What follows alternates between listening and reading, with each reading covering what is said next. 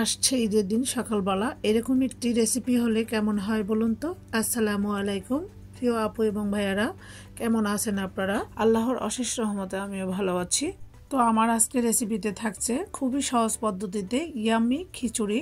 তো এখানে এর জন্য আমি হাফ কাপ তেল দিয়ে দিয়েছি, রান্নার রেগুলার সয়াবিন তেল। এরপর আমি দিয়ে দিয়েছি এলাচ, লবঙ্গ, দারচিনি, গোলমরিচ, একটি তেজপাতা মাঝখান দিয়ে চিড়ে এবং 1 মিনিট মশলাগুলোকে আমি ভেজে নিয়েছি। এরপরে আমি দিয়ে দিয়েছি বড় বড় 2টি পেঁয়াজ কুচি। পেঁয়াজটাকে আমি একটু হালকা ভেজে নিব। যখন পেঁয়াজটা একটু সফট হয়ে এসেছে ওই পর্যায়ে আমি দিয়ে দিয়েছি স্বাদ মতো লবণ, দিয়ে দিচ্ছি 1 চা চামচ ধনিয়া গুঁড়া, 1 টেবিল চামচ মরিচের গুঁড়া, হাফ চা চামচ হলুদের গুঁড়া।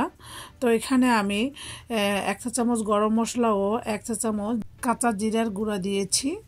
তো দুঃখিত, আমার ভিডিওটি ছাড় পড়ে গিয়েছে। আপনারা কিন্তু অবশ্যই জিরার গুঁড়া এবং গরম মশলার গুঁড়াটা দিবেন, তাহলে কিন্তু মাংস এবং খিচুড়ি থেকে খুবই সুন্দর একটি ফ্লেভার আসে।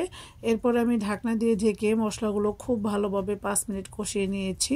মশলাগুলো থেকে তেলও ছেড়ে দিয়েছে, তার মানে মশলাগুলো আমার একদম পারফেক্টলি কষানো হয়ে গিয়েছে। আগে থেকে আমি একটি মুরগির অর্ধেকটা আদা, রসুন এবং হালকা হলুদ, মরিচ এবং লবণ দিয়ে খুবই ভালোভাবে ম্যারিনেট করে 1 ঘন্টা রেখেছি। সেই চিকেনগুলো দিয়ে ভালোভাবে নেড়েচেড়ে ঢাকনা দিয়ে ঢেকে আমি 10 মিনিটের মতো কষিয়ে নিব। এই তো ফিরে আসছি আমি 4 থেকে 5 মিনিট পর। 5 মিনিটের মধ্যে আমি ঢাকনা উঠিয়ে অফ ক্যামেরায় 1 থেকে 2 বার নেড়েচেড়ে দিয়েছি।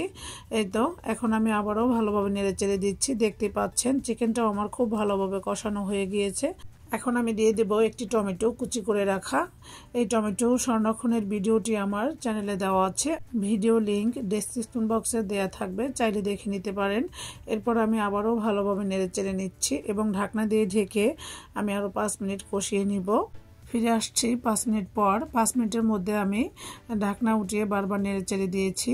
তো এখন আমি দিয়ে দিয়েছি একটি পাকা নাগামরিচ। নাগামরিচটা দিলে মাংস থেকে এত সুন্দর একটি ফ্লেভার আসে, যা না খেলে আপনারা খুবই মিস করবেন।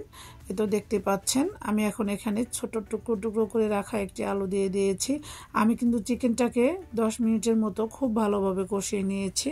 এই তো আলুটাকেও আমি চিকেনের সাথে খুব ভালোভাবে কষিয়ে এই পর্যায়ে আমি এখানে দিয়ে দিয়েছি 4-5 পদের ডাল, খুব ভালোভাবে ধুয়ে ভিজিয়ে রেখেছি। যেহেতু এখানে খেসারি বুটের ডাল দিয়েছি, তার সাথে মশারির ডাল, মাসকলাইয়ের ডাল এবং মুগ ডাল ভেজে দিয়ে দিয়েছি। তো 4-5 পদের ডাল দিয়ে খিচুড়ি রান্না করলে খুবই সুন্দর একটি ফ্লেভার আসে, খেতেও কিন্তু একদম অসাধারণ হয়। এরপর আমি এখানে দিয়ে দিচ্ছি 1.5 কাপ বাসমতি চাল। আপনারা চাইলে যে কোনো চাল দিয়ে এটা তৈরি করতে পারবেন, পোলাওর চাল অথবা ভাতের চাল দিয়েও করলে খেতে কিন্তু একদম অসাধারণ হবে। তো আমি আলতো হাতে চালগুলো খুব ভালোভাবে নেড়েচেড়ে মাংসের সাথে কিছু সময় ভেজে নিয়েছি। এখন আমি দিয়ে দিচ্ছি 4 কাপ ফুটন্ত গরম পানি। এখানে আমি 1.5 কাপ ভিজিয়ে রাখা চাল দিয়েছি এবং হাফ কাপ ডাল দিয়েছি। এর জন্য এখানে পারফেক্ট 2 কাপ ফুটন্ত গরম পানি দিয়ে দিয়েছি। আপনারা দেখতে পেয়েছেন মাংসটা আমার একদম কষিয়ে শুকনো হয়ে গিয়েছে। ওই পর্যায়ে আমি ডাল মিক্স করে আর কোনো পানি ব্যবহার করিনি, তাই আমি সব কিছু মিলিয়ে এখানে 4 কাপ ফুটন্ত গরম পানি দিয়েছি। এর মাঝে সব কিছু খুব ভালোভাবে সেদ্ধ হয়ে যাবে। তো এখন আমি ঢাকনা দিয়ে ঢেকে চাল এবং ডাল খুব ভালোভাবে সেদ্ধ হওয়া পর্যন্ত অপেক্ষা করেছি। এই তো ফিরে আসছি আমি 10 মিনিট পর। এখন আমি দিয়ে দিচ্ছি 2 টেবিল চামচ ঘি। এই টাইমে ঘি দিলে খিচুড়িটা খুবই সুন্দর ফ্লেভারফুল হয়। এখন আমি ঘি দিয়ে দিচ্ছি একটি নাগামরিচের হাফ। এটা খুবই ঘ্রাণ, এটা আমি ঝালের জন্য দিইনি, খুব সুন্দর ফ্লেভার জন্য দিয়ে দিয়েছি। এখন আমি দিয়ে দিয়েছি 2 টেবিল চামচ পেঁয়াজ বেরেস্তা।